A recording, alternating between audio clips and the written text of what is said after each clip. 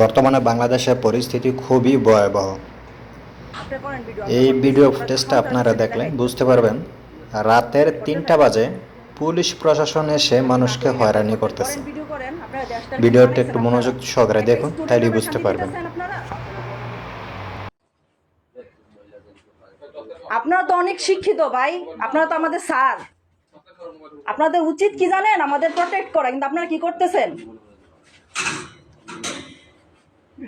এটা মারতেছেন কেন?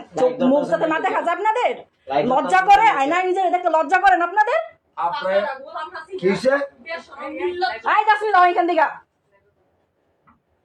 কেন মুখ দেখিতে লজ্জা লাগে?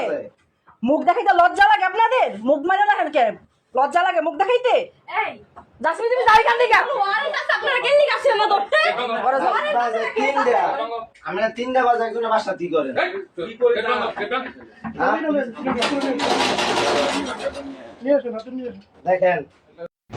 তো ভিডিওটা দেখে আশা করি কিছু হলেও বুঝতে পারছেন।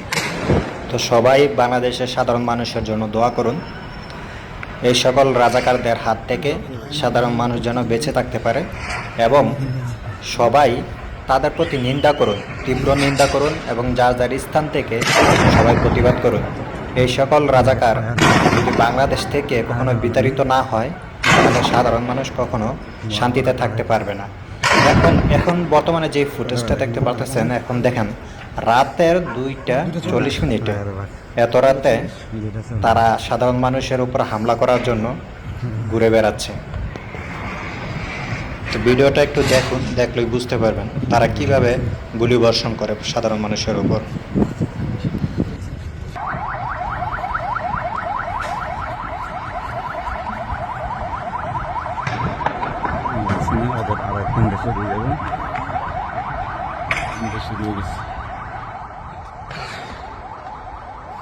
বর্তমানে বাংলাদেশে যে পরিস্থিতি, এখন সাধারণ শিক্ষার্থীদের পাশে সব ধরনের সব দলীয় মানুষ পাশে থাকা দরকার।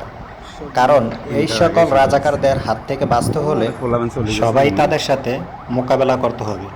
তা না হলে সাধারণ মানুষের উপর যেই ধরনের নির্যাতন চলতেছে আজকে, ভবিষ্যতে বাংলাদেশের প্রতিটা মানুষের উপর এই ধরনের নির্যাতন কিন্তু চলতেই থাকবে। সুতরাং সব দলীয় মানুষ একসাথে হয়ে সাধারণ মানুষের পাশে দাঁড়ানো খুবই দরকার, খুবই দরকার।